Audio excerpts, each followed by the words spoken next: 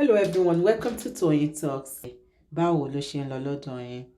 Okay, this is just a quick one.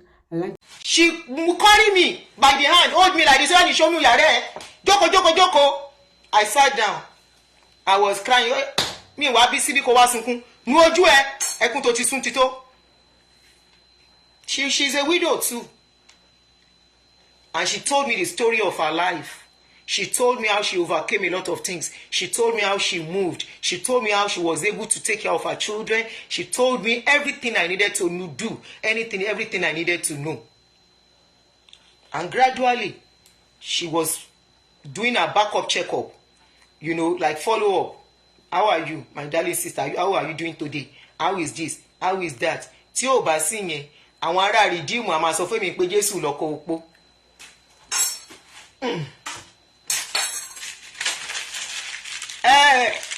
Ẹ jẹ́ máa lọ.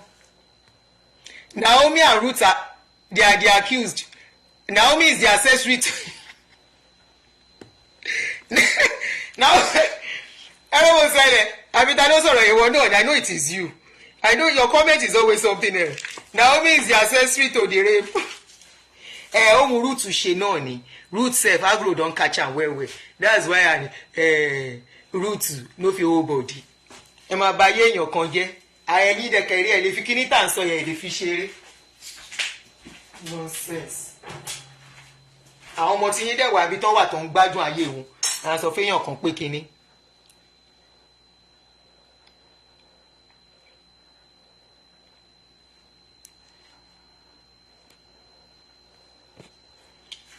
Wait, mo rí comment kan. Ṣẹ́rí a máa ń tanra wa gan. Somebody said, yes, you are very èèyàn kan ní mi mo kọ́ tẹ́sọ tẹ́lẹ̀. Not all women live on Kerewa alone. Who is living on Kerewa alone? Ṣé wọn ò ṣiṣẹ́? Ẹ máa ń like ẹ máa tanra yín. So màmá tó bá lọ dóko, yeah, all those mothers that you are talking of, tó bá lọ dóko wọn délé wá sọ fún yín pé àwọn dóko. Kai, I'm a gullible o. So you are expecting your mother tó bá ní boyfriend tó ń bá sùn bí kan kó dé wá sọ fún ẹ pé ọ̀kan bóun sùn. What is the assurance that they never had anything to do with a man? It's still a question. What is the assurance? What evidence do you have that after their husband died though, no man touched them? Because that is what they are telling you. Ṣé ayé ìgbà táwọn Anglican nǹkan kan, even before the advent of Pentecostal kó tó fẹsẹ̀ múlẹ̀, ayé àwọn Anglican ń gbọ́ nǹkan tó máa ń ṣẹlẹ̀, because there is no social media then, because people are not vocal, because people are very secretive in those days. You also one mother, like I was hearing someone say, my mother was a single mother in those days and she never had any other man. Really? ẹ like ẹ máa tanra yín mẹ́. So your mother will go and do Kerewa and come back and tell you as a child that I did Kerewa. Many of us didn't see our mother with a man, but it's àfitaba fẹ́ tanra wa.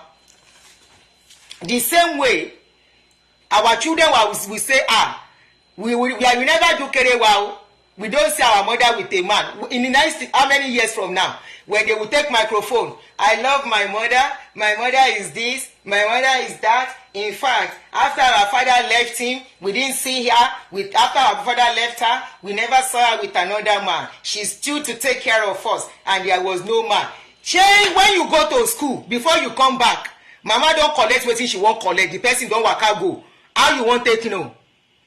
We like to deceive ourselves. You know this on my page, na realistic page yo, reality with Aunty Adunni is my own page. If you think say your mama no do Kerewa, good for your mama. But me I know say those mama in those days, them cold pass anything. Those mama of those days, forget it. My mother was a single mother. My mother is this. My mother, after our father died, after our father left her, she was just alone. She never even have anything to do with any other man again. Now only our father. Story. Once upon a time.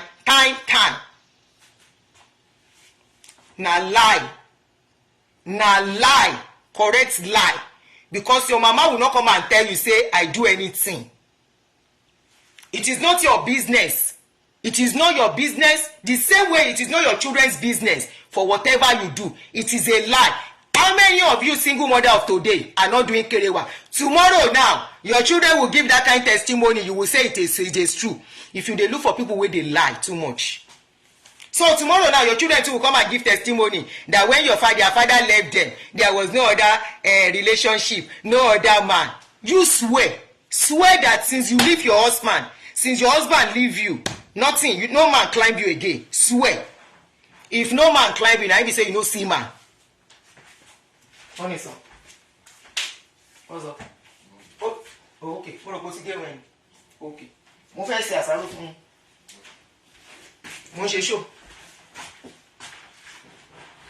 Swear, say since your husband leave you, abi since you leave your husband, no man touch you. Ẹ máa ń parọ́. Make dem carry you go Ayelala. Carry you go do Shango, say make you swear. That is a lie. Kerewa has always been a thing of the part of life. What do you mean that these days that Kerewa is something? Kerewa has always been part of life. Before them born us, we meet am. Na we meet Kerewa. If we no meet Kerewa, how they take bonus? How they take bonus? Now as we like am, our parents self like am, but people are not allowed to talk the way we are talking these days. How na go dey lie say Kerewa na nothing? How you go dey talk say Kerewa na nothing? In those days, our parents don't mind, they don't shekini about Kerewa. Says who? They are coded. They are more secretive. They are not as open. You will even be surprised. Say now your papa friend, they even knock your mama. In those days, you will be surprised. You will be surprised. Say that uncle, that person where they call uncle, where they come your house, were related, oloko ya eni.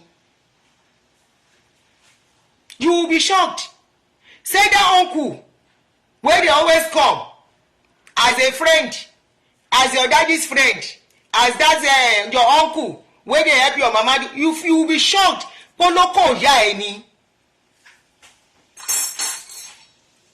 Oloko tó Kerewa ya tó bí ẹ. Tí wọ́n sáré rún ẹ ńṣẹ́ láyé ìgbà yẹn. Bó ṣe wà látètè kan ṣe, ó ń bẹ nísìnyí, bẹ́ẹ̀ ni yóò sì máa rí títí ayérayé. Ó ti wà látètè kan ṣe, bẹ́ẹ̀ ni yóò sì máa rí. Àwọn ọmọ wa báwọn náà ṣe máa sọ̀rọ̀ nìyẹn tó bá dé stage kan. Now today is these days that Kerewa has become something. Kerewa is nothing. In the olden days, those women of those days, they don't bother about Kerewa. Says who? Don't you people watch àwọn kí ló máa ń pè àwọn movies ayé àtijọ́ ẹ̀ tó bá ń ṣe wọ́n? Inú igbó, those village people inside the bush. No máa sáré mú ìró tó máa tẹ sílẹ̀. That shows to tell us that it's been going on. Wọ́n á tẹ ìró yẹn sílẹ̀. Ọkùnrin yẹn sáré ṣe pápápá. A ní yẹ múra ṣé o ti múra tán ó yá máa lọ má jẹ́ kọ́kọ́ ẹ rí ẹ ó dẹ̀ lọ́kọ́ lé má jẹ́ kọ́kọ́ ẹ rí ẹ ó yá máa lọ mo dẹ̀ nífẹ̀ẹ́ o we are watching movies of those days now. It's part of human nature. Why tell them that is human nature. Why yeah. Why? Tell them that is human nature. Why? Da. You know what it was? I say, I love it this way.